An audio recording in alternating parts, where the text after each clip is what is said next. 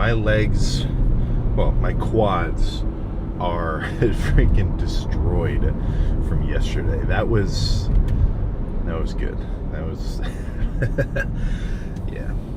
Having a quad only session when I'm dieting, that's about the sweet spot of overload, because your hamstrings and your quads combined, I mean, it's a big ass muscle. So when I'm dieting down, it does make a bit more sense to really separate them, just so that my kind of weekly workload isn't too wild, and I can still kind of maintain my necessary recovery, so I keep my knees feeling good and my hamstrings and adductor, just pretty much everything in between, right? But obviously when I'm eating a ton of food, doing a full hamstring quad leg day all in one session, that's a different story, because I've got so much food in my system to facilitate that recovery that it makes more sense to do them all at once. So that's really where my diet does end up changing the training a touch. I don't change it a ton, like I'm still doing the same chest, back, and arm volume. I add a little bit of shoulders back in, but yeah, probably the biggest change is just the fact that now quads and hamstrings get split up, so it's only a once a week kind of situation. They are getting some activation on the daily though, with the cardio and the bike and just whatever. I don't know if I see the appeal of doing like one cardio session with my legs and then the other with like the manual hand pedaler, but maybe there's actually something to that, because then you're splitting up the workload between your lower body and your upper body, and you're not going to overdo it. I don't know. That's something to think about. That's not something to think about right this exact moment, I think. But no, so after this is one thing that I didn't realize I'd have to think about, but I might want to switch up my days of this sort of loop, because now it's a 4-day loop. It's like legs, chest, back, arms, repeat. But if my quads are destroyed and then I come in to do chest, well, it's going to be kind of hard to even pick up the dumbbells if I want to do incline dumbbell bench, just because my legs are freaking cooked. So that's another thing I might want to potentially change up a little bit. But either way, we'll just have to freaking see. But yeah, we'll still, in terms of how this workout will look, I'm not exactly certain if I want to start with really heavy pressing or maybe start with flies first. But I think that's something I'll just find out once I get in there, because I got to warm up my rotator cuffs. I got to actually get, kind of into the zone of things, and then say, okay, this will be good, this will be good, this will be good, and then kind of go from there. Vulture on the side of the road. But yeah, breakfast this morning, not the most enticing to the general public, I will admit, but for me, I enjoyed it.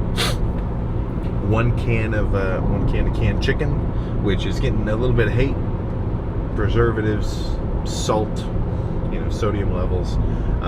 Personally, I've never, I mean, obviously it's not good, sure, right? Whatever random preservative in certain kind of foods, yeah, I mean, it's probably not the best thing in the world. But I think it's within reason. That's why, and just based on like my subjective feeling when I'm eating canned chicken relatively frequently, I feel pretty good. It's, I mean, straight up chicken, some added ingredients just for like shelf life, but I mean, the whole point is it's just a boiled thing, or it's cooked in the can. I'm assuming that's kind of what my understanding of it was, or at least eventually sealed off so that there's no extra bacteria. Like it's not like I'm getting all my protein from American cheese slices, right? That's a completely different level of like kind of what do you call, chemically, not genetically modified, but you get what I'm saying. That level of processing, I don't think the canned chicken is off limits. So I don't know if I stand behind that hate. Maybe a little bit, but not a ton. But that mixed up with some mustard, mayonnaise, relish, a little funky. But what my logic there is, it's just a deconstructed sandwich, right? I do the same thing with ground beef. If I got half a pound of ground beef, I've got a couple options. I could melt some fat-free cheese onto it. right? Now I get kind of a cheesy beef. Or use some sugar-free barbecue sauce. Now I'm just eating straight up beef with barbecue sauce. Or mustard, sugar-free ketchup, low-fat mayonnaise, relish, mix the whole thing up together. Now suddenly I'm eating a freaking hamburger, right? Obviously it's just deconstructed, there's no bun or anything, but the basic gist of the flavor is there. So given that right now the protein is the most important kind of macro that I'm chowing down on, like I'm never gonna sit in front of a big ass bowl of carbs when I'm dieting down. I don't have a 200 gram of carb bowl of rice with sauce or anything that I've got to really fill up on. It just doesn't happen, right? The carbs end up being sides to the protein. So that's where I try to get a little more versatile, where if I can flavor it differently or I can eat it in just some kind of different sort of way, whether it's ground beef, fish, eggs, well, that's what I'm going to want to do, but I think that's something to get into. It's about time for a dieting full day of eating. So I'll try to prep some meals so I can bring you guys along with me, and instead of just have every meal be eaten right in the freaking kitchen of the house, it can be a little bit more varied. But yeah, I mean, not the most exciting stuff in the world, but that's the stuff that works, right? I mean, it's the guys who just sit on their cardio bike and play on their phone, they track their calories, they actually use the food scale that they got. They don't just say that they have a food scale and let it sit in their fridge or let it sit in their cupboard. Like, it's those little small things, and they really do add up and snowball towards the rest of those gains and progress that you're trying to make. But I think nothing else to say. Let's just freaking get started. All right, so I think the 150s are within reason, but I might be asking for trouble with more than a couple sets, because I want to expose myself to heavy loads, stay strong. I don't want to hurt myself or like wreck my shoulder or anything weird. Just some of the things you can't predict. So I think let's do one 150 set. I'm warm. I've been warmed up on the cables, triceps, rotator cuff, 100s, 110s, 130s, now 150s. I think it's probably going to be in my best interest to use this heavy press a little more Mensa-ish, one and done, and then move on to more controlled sets later on. Now, I'm not saying that as a cut and dry rule. I'm just saying for me right now. All right, let me pick a better song though.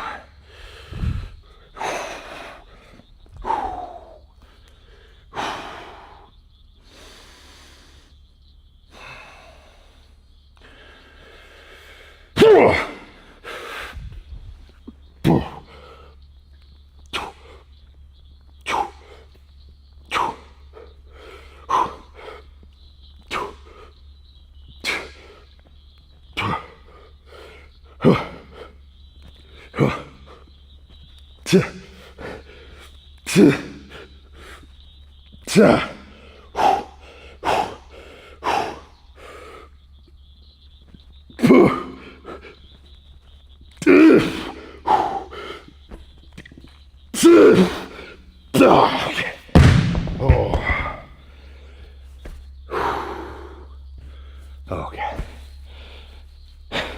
Let's just do the one and move on. Very good opener though. All right. I think let's make today a little fancy. Alternate between heavy pressing, or really any pressing, into flies. So good heavy pressing start. Now let's do a set of flies. Maybe I'll do a few set of flies before the next press. Like I'm not locked into just one set of everything. But yeah, this will be good. And more than anything, this is going to be different than what I normally do, which is kind of what I'm aiming for.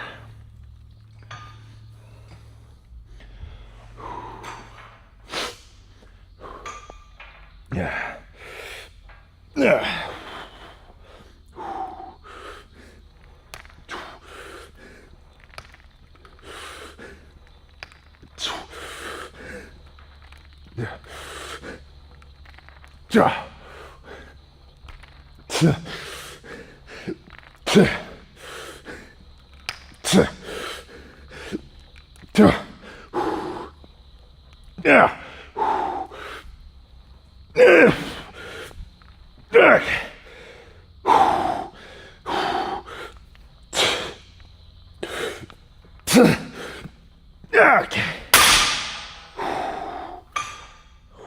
Whew.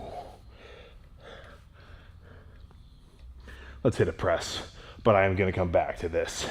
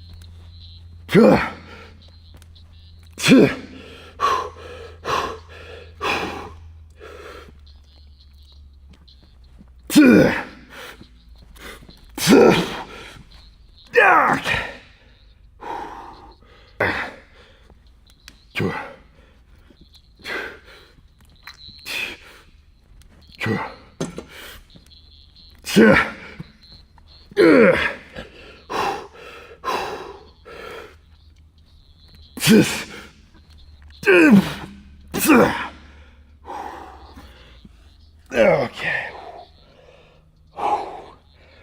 Back to the flies.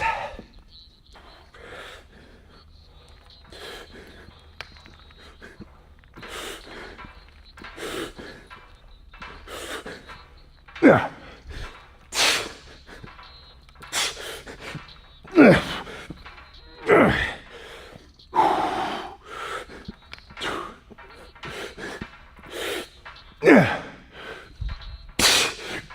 Okay. All right. Let's do a cable press next. I lied. Instead of a set of cable press, let's do one pec deck first. And just how this is feeling with a good pec deck set and then finishing with the cables, that could be it. Let me see how this set goes, of course.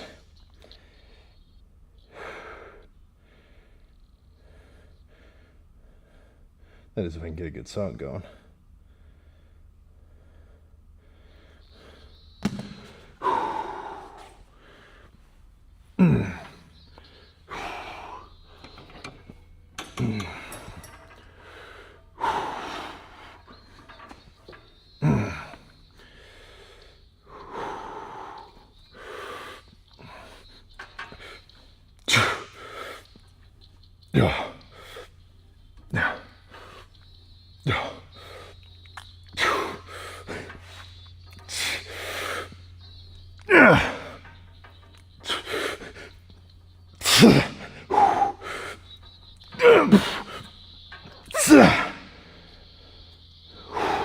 Okay,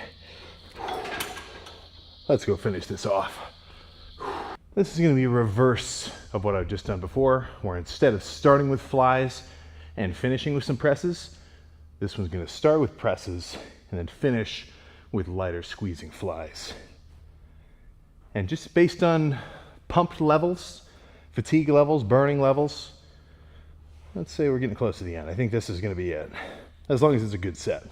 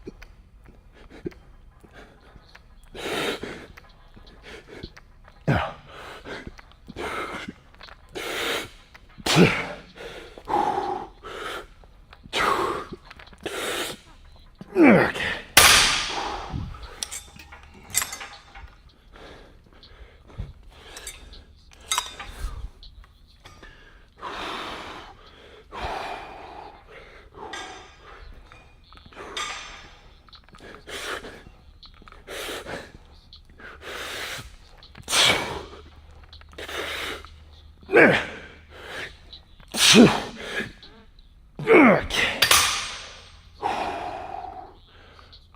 All right. Let's pose down. All right, so what was that total?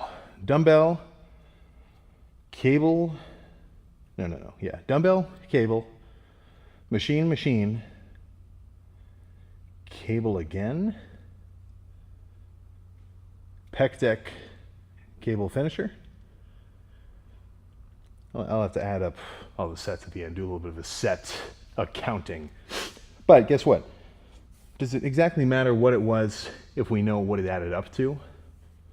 Right? I think that's something to keep in mind at least. But let's see how we're looking. So overall, chest-wise, I feel pumped.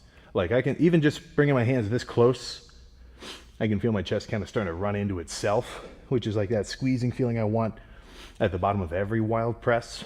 But how about we just stop talking about it and actually see what it ends up looking like. Okay.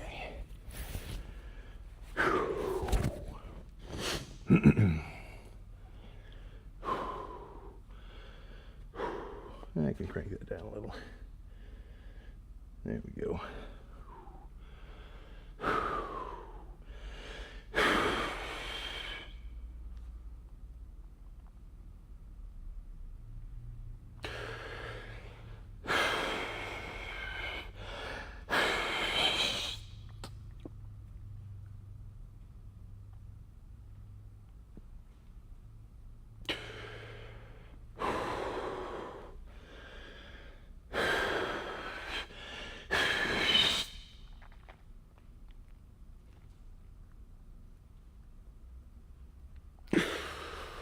Oh my goodness. I think it almost doesn't demand too much description. Yeah, definitely pumped. But what I'm really excited for is the leaner I get, these little grains, if you can kind of see them creeping across, they will get just more and more prominent. Not to mention all the chest veins that are in here just kind of hidden away. Like, here we go. Let me see if I can really get this one going.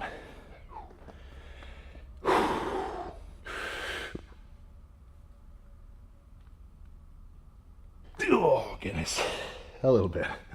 But as I get leaner, to bust out a vein like that won't even require a freaking breath hold. It'll just be like a little flex and it'll just shoot out. But nothing else to say there. Let's get in the car. All right. Yeah, so that's exactly what I wanted.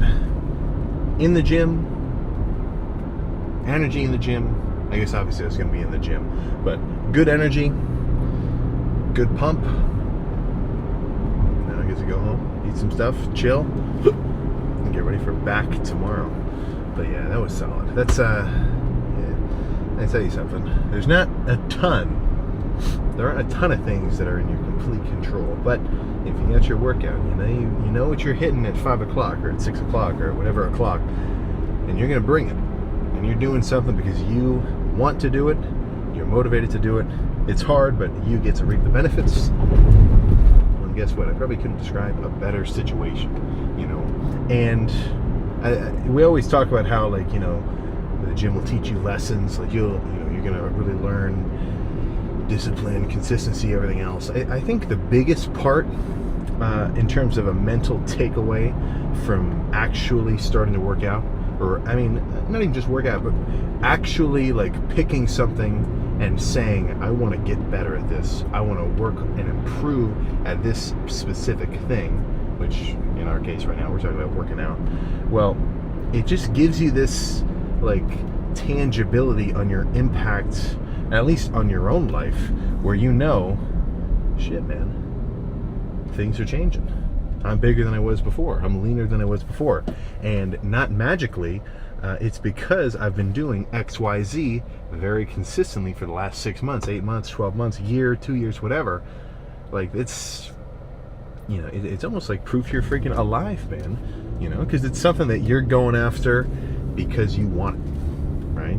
Did you go to elementary school because you wanted to? Right? In your heart of hearts, when you were a kid, you said, I can't wait to go do this. No, that's what everybody does, right? Same with high school, same with whatever. Like, there's a lot of things where it's kind of just a beaten path that we're put on, and then you do it. But is that you living your own life, or are you just kind of doing your part because this is what you're supposed to do? It's kind of funny. It's that clip of, like, I'm not even a Kanye fan. Like, I don't really listen to any Kanye music, but he's got a lot of quotes that are kind of wild. Obviously he has a lot of quotes that are wild, but I'm saying there's this one that was kind of funny. It's where he was saying some shit like, telling some kid like, oh, you gotta act right. Hey, you gotta start acting normal. It's like, what are we all acting? Is this not? Are we not making our own individual choices? We're just playing parts in this big ass, just theatrical release of life. You know, and in a way, you know, we kind of are. But when it comes to something that you individually can go after, I think there's a lot of value there, right? But I don't think about this all the time. Like, I'm never, I mean, shit, I feel like if it weren't for the fact that I started recording all these workout videos and kind of like getting a deep talk afterward and before, kind of just really reflecting on the whole situation, I don't think I would, I don't know. I would still value working out, but I think the fact that I've gotten to like really put this much thought, and not even thought, but also like spoken word into like reflecting about it, yeah, I wonder what I would look like if, you know, 3-ish, actually no, almost 3.5, you know, a little more than 3 years ago, if I never made that first TikTok and I just kept lifting solo. I guess we'll never know. But good workout. I'm gonna go eat some ground beef. I'm gonna go cook some ground beef rather, and get ready to eat it. And then just keep getting serious. You know, I'd say probably about a month from now, a side-by-side pose from peak bulk will look pretty, like, it's already different, but it will look more substantially different, and then it'll only increase from there, you know. So it'll probably be a little bit before I'm in the 240s consistently, but that's all right. That's all right. Time is on my hands, or I've got time on my hands, so I don't need to rush into anything. I want to make sure that this diet is smooth and steady. So, yeah, I think nothing else to say, but